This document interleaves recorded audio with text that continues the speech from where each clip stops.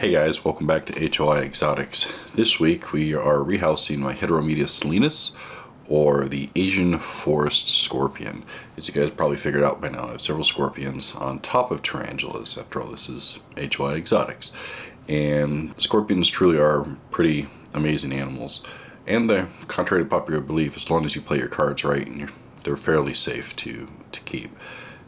You just have to be smart. Don't stick your hands in the enclosure. Put them in enclosures. Give enough room so that they can't climb out. They can't climb smooth surfaces like glass or plastic.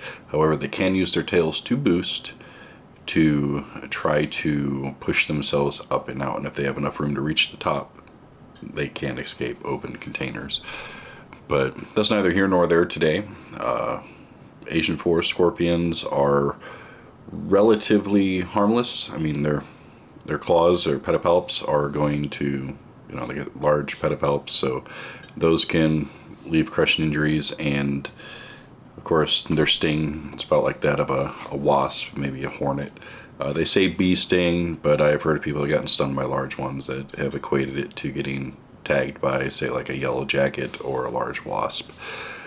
Other than that, their venom's not medically significant unless you have allergies, and even though they stay hidden most of the time, they truly are awesome and very large scorpions. So with the head, let's get to it. Alright, so here we are rehousing my H.silenus, the Asian forest scorpion, and what we have here is a 10-gallon glass aquarium. It'll be perfect. We'll be able to get 3 to 4 inches of moist substrate in here, and it's a collection of some fake plants and some hides. I'm not good at bioactive setup, so we're not trying that at this time. Just going to go ahead and build the enclosure here, and if you have any questions, please feel free to leave them down in the comments.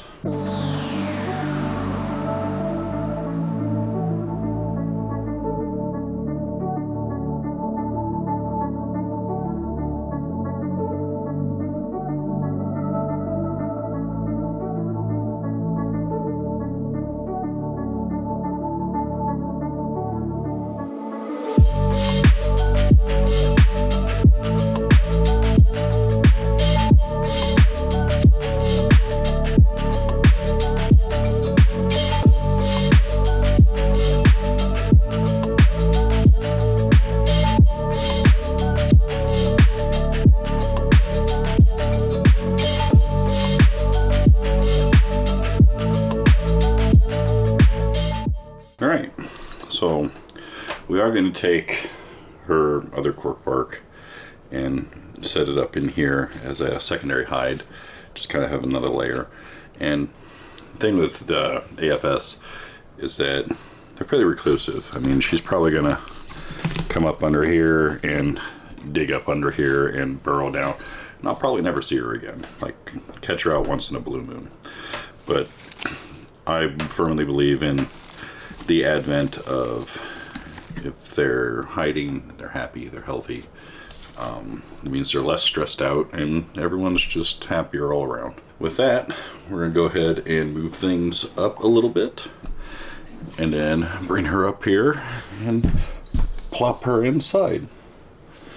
This is what she's in now. It is a Sterilite shoebox. I don't remember the exact dimensions offhand. I thought I had a sticker on one. I use these for a lot of my larger juvenile tarantulas, and they work pretty well for her. She just bolted about a month and a half ago, and she's molted twice into my care. I think I got her as a 4th or 5th in-star from PetSmart of all places as a freebie. They needed to get rid of it, and they were like, hey, if you want it, just take it, because I don't. Yeah, so she was given to me there, and we brought her home. I had her in an Exoterra 8x8x8. She molted once in that, and burrowed all the way down to the bottom, and the burrow collapsed on her, and she was having a heck of a time getting out. So I was like, well, maybe we'll put her in something a little bit more room. So we put her in this, and she was in here for about 2 months, and it molted again. And she is huge, as you're about to see. So, get our tongs and our cup and a brush. Let's take a look at her, shall we? I have to find my flashlight for this. I knew where I had gotten off to. No.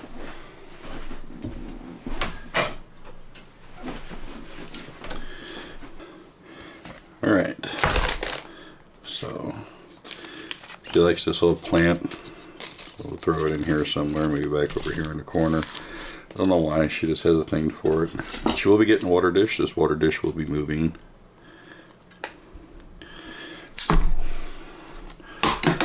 Right over here. Now I figure we'll talk a little bit about these guys. These guys are native to Southeast Asia, Vietnam, India, Malaysia, some parts of Indonesia, I believe. Not 100% on that. There's her secondary cover. She's a big girl. She's very defensive too. So one thing, these guys make excellent beginner species, but it does come at the qualifications that they are, even though they're not dangerous per se, unless you're allergic to the venom, they are more defensive. They are more prone to use their claws. They're more prone to slap their stinger at you, and they get big. So, I mean, that's why we call them jokingly around here assault land lobsters or tactical land lobsters. I'll just give her a little poke. There, see? She is something else. They're rather impressive overall. So what we're going to try to do is we're going to try to cup her up, get her to go inside the cup here, because I don't want to pick her up by her tail because how big she is. So we're going to try to get her into the cup. Come on.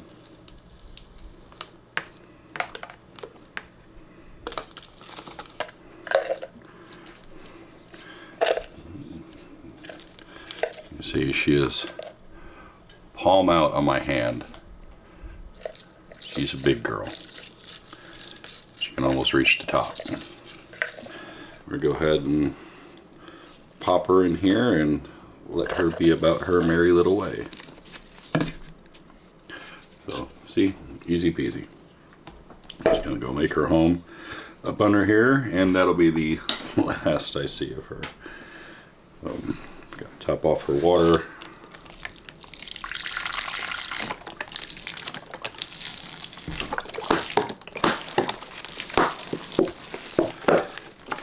Give it a little misty mist.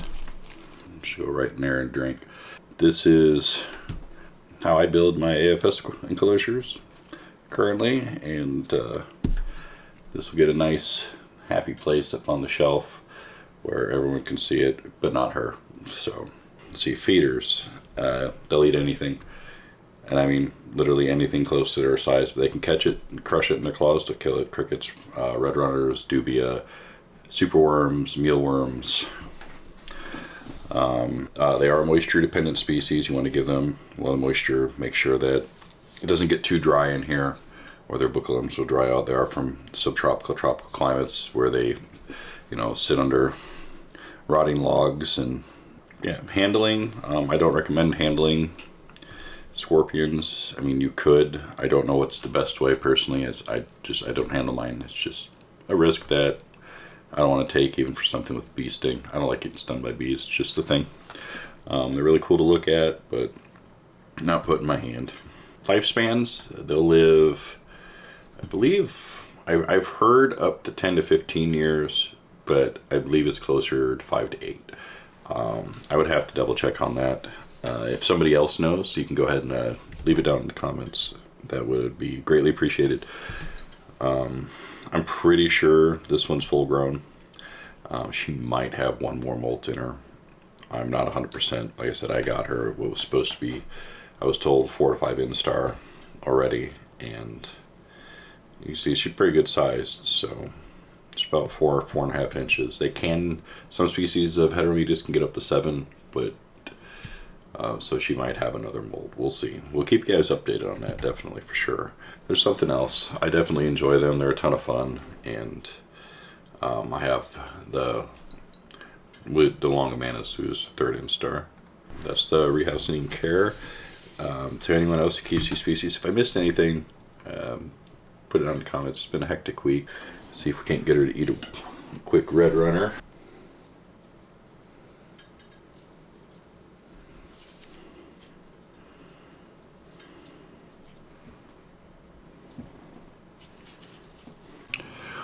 So there you have it. A truly beautiful enclosure. I'll probably never see the scorpion in for a long time. Once she settles in, she might come out here and there and I might catch her, but she doesn't like light very much, and normally when I put a light on her, even the UV light, she's gone in a flash. But she'll be happy, she'll be comfortable, and that's what's important. That's the end all be all here, is to make sure your animals are well taken care of and that they're not left in a position where they can be rather stressed out and just unhappy in general. As I did say in videos, Heterometrus species are considered for scorpion, divine scorpion enthusiasts, to be beginner species. They do get large, not quite as large as P. imperator or G. swarmadami, but they can get pretty good sized, and you have to take into account that larger scorpion needs a little bit more room. They can be a little bit more defensive, more willing to put up a threat posture, more willing to pinch. In most cases, less willing to use their stinger for line of defense, but it is not unheard of. Mine has swiped at me a couple of times, or swiped at tawns in the brush rather. Again, scorpion's really easy. Just don't stick your hands in enclosures, use tawns, keep them in proper sized enclosures, give them enough room, and easy peasy lemon squeezy. Next week, we return to tarantula content as we have a few Panthomedia species that do need to be rehoused. So we'll put a video up here and the like and subscribe button up here. Don't be sure to hit the bell notification to be able to get updates on when we have new content out. Remember, we have videos on the weekend and shorts during the week. I did not get a short out this week as I've been, wife and I have been sick with food poisoning for the last few days, and I just didn't have time or energy really to put one up. So we'll try to make that up with an extra one or two this week. So everyone be safe, enjoy your animals, and we'll catch you all next time.